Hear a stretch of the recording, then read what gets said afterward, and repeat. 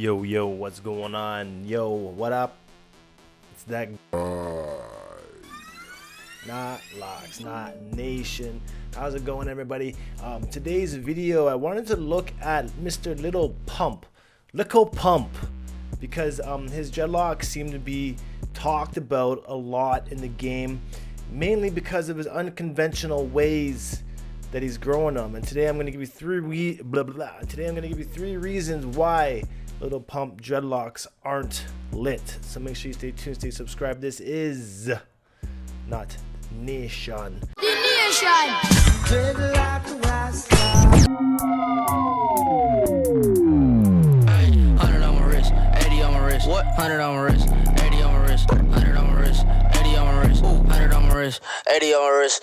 I wanted to talk about Little Pump today because a lot of people are looking and trying to get dreads like Mr. Pump, but people don't seem to realize the dangers involved with his hair technique. So stay tuned. I'm gonna get right into that with you guys today.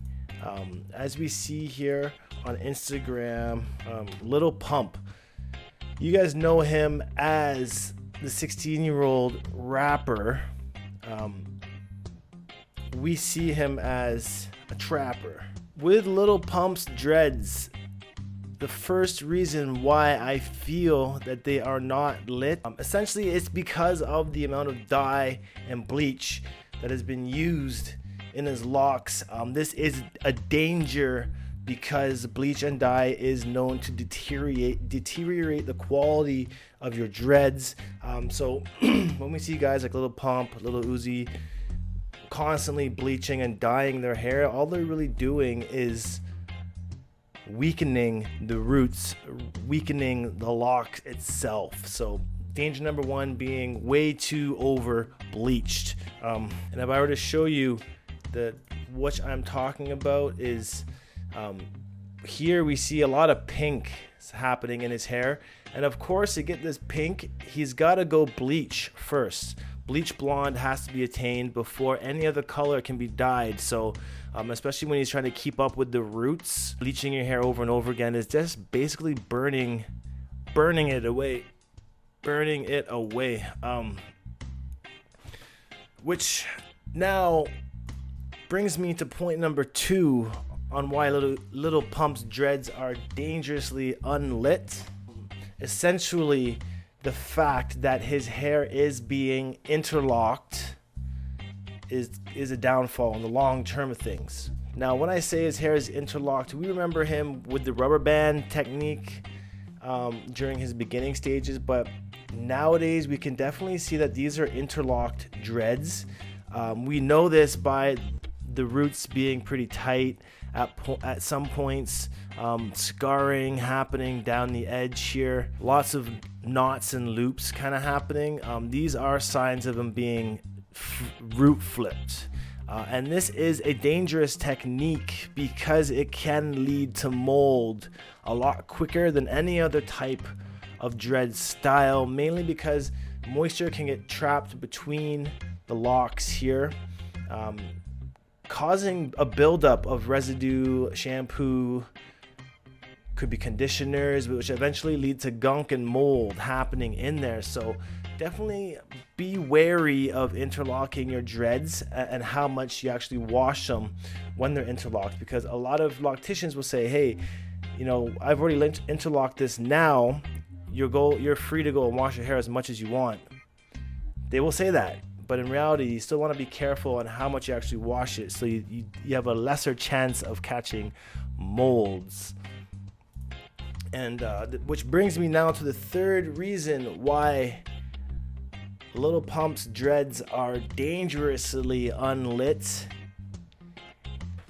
Basically comes down to, let's think here. The third reason why his dreads have become unlit is mainly the way that he started them with the rubber band technique. This can be a dangerous method here, as we see rubber bands in his roots, because rubber has been known to deteriorate into the dreads, becoming one with it, and you don't really want this industrial particle in your hair especially in the long term when it starts to mold and break down.